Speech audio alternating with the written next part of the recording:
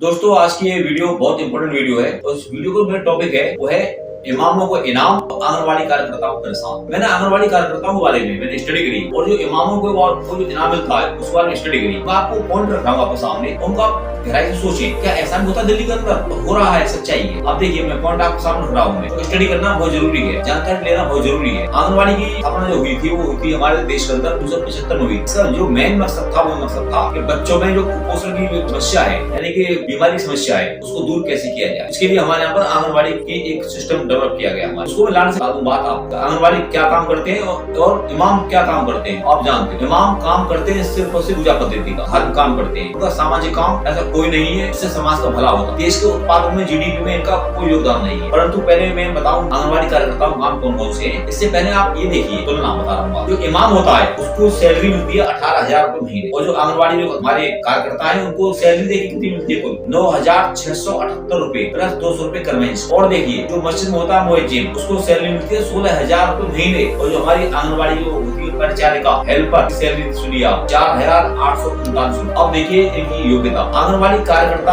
होने के लिए कम से कम 10वीं पास होना जरूरी है। इमाम के लिए कोई क्वालिफिकेशन नहीं है, इसके बावजूद भी हमारे यहाँ पर उनको तो इमामों को इनाम मिल रहा है। हमारे यहाँ तो आंगनवाड़ी कार्यकर्ताओं को परेशान होना पड़ रहा है, उन्हें अपनी तनख्वाह के लिए 25-25 दिन तक हड़ताल करनी पड़ती है। और ये हमारे समाज के लिए कितने इम्पोर्टेंट भाग है मैं आपको बता रहा हूँ, आप समझिए। तो हमारी ये एक समाज से जुड़ी हुई मुद्दा हमारा। आंगनवाड़ी कार्यकर्ता समाज के लिए कितने उपयोगी काम करते हैं इसके बारे में आपको जानकारी। यदि ये काम न करें, सरकार की बस की नहीं है कि ये काम संभव हो जाए समाज के लिए। मैं आपको बताऊँ 12 पॉइंट के माध्यम से जो मैंने पढ़े समझे वो मैं लिखे वो आप बता। नंबर 1, जो 6 साल से छोटे बच्चे होते हैं उनके लिए टीकाकरण करवाना एक जिम्मेदारी इन्हीं की है। जैसे पोलियो को टीका लगवाना, आपने देखा होगा पोलियो का हमारा कैंपेन चला था, आंगनवाड़ी कार्यकर्ताओं की ही जिम्मेदारी लगाई गई, चाहे वो मेट्रो स्टेशन हो चाहे हमारे वो अस्पताल।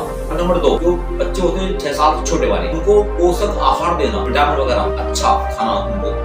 और नंबर 3, जो गर्भवती जो महिलाएं होती हैं उनके प्रसव तक उनका टीकाकरण करना, यानी कि जब तक बच्चा पैदा हुआ प्रेग्नेंट महिला के तब तक उनकी महिलाओं का टीका देना टाइम टू टाइम, कब किस टाइम पे टीका लगाना है वो भी जिम्मेदारी। 4, नवजात बच्चा होता है और जो माता होती है देखभाल करने की जिम्मेदारी और उन्हें पोषक तत्व देने की जिम्मेदारी भी हमारे आंगनवाड़ी कार्यकर्ता। 5, जो बच्चे होते हैं कुपोषित जिनके अंदर कोई बीमारी है तो ऐसे बच्चों को स्वास्थ्य केंद्र तक पहुँचाना यानी कि डिस्पेंसरी भी हमारे आंगनवाड़ी कार्यकर्ता पहुँचा के आते हैं। पॉइंट 6, 15 साल से 45 साल तक की हमारी महिलाएं होती हैं तो हेल्थ एजुकेशन देना ये भी जिम्मेदारी इनको दे रखी है, एज ए टीचर का भी काम करते हैं। 7, बच्चे होते हैं और महिलाएं उनको समय समय पर टीके के बारे में जानकारी देना। अब पता है कुछ टीके लगते हैं 3 महीने बाद, 6 महीने बाद, 9 महीने बाद, 1 साल बाद इससे टीके लगते हैं, उनकी टाइम टू टाइम जानकारी देना, उनको एक कार्ड मेंटेन करना ये भी इनकी जिम्मेदारी। पॉइंट 8, 6 वर्ष तक के जो बच्चे होते हैं उनको औपचारिक शिक्षा देना यानी कि ABCD इस तरह की उनको शिक्षा देना। आप कह सकते हैं ये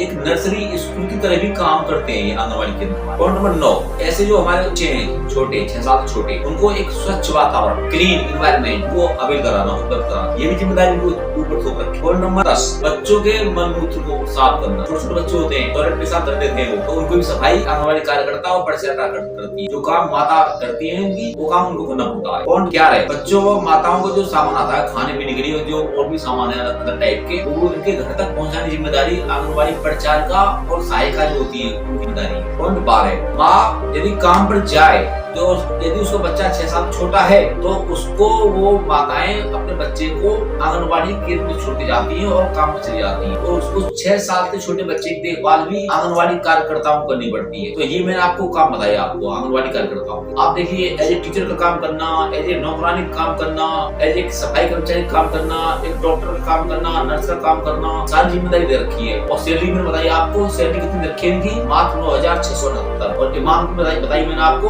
18,000। क्या देश के अंदर ये अन्याय नहीं है? अन्याय है। हम धर्म की बात करें तो हिंदू, बौद्ध, जैन, सिख और भी तो धर्म है तो उनके जो पादरी पुजारी तो उनको भी दीजिए सैलरी। बल्कि मैं चाहता हूँ कि कोई भी धर्म हो उसको हटा दिया जाए। जो हमारे समाज में जो काम कर रहे हैं इसलिए आंगनवाड़ी कार्यकर्ता ज्यादा से ज्यादा तनख्वाह, ज्यादा से ज्यादा सुविधा फैसिलिटी इनको दी जाए, इससे ये समाज के लिए और भी अच्छा काम करे। और जो इमामों को सुविधा दी जा रही है तुरंत हटाया जाए तो ये धार्मिक मामला है। मैंने जो आपको बताया विचार रिगार्डिंग हमारे आंगनवाड़ी कार्यकर्ताओं के साथ अन्याय हो रहा है तो बारे में आपके विचार कैसे लगे कमेंट के माध्यम से मुझे जरूर बताएं। और मेरे channel Sanjeev Bhardwaj educational videos को सब्सक्राइब करें और अपने दोस्तों को शेयर करें कि सरकार इमामों को इनाम देती है और जो आंगनवाड़ी कार्यकर्ताएं पूरा काम करती है समाज के लिए उन्हें परेशान करती है। जय हिंद, जय भारत।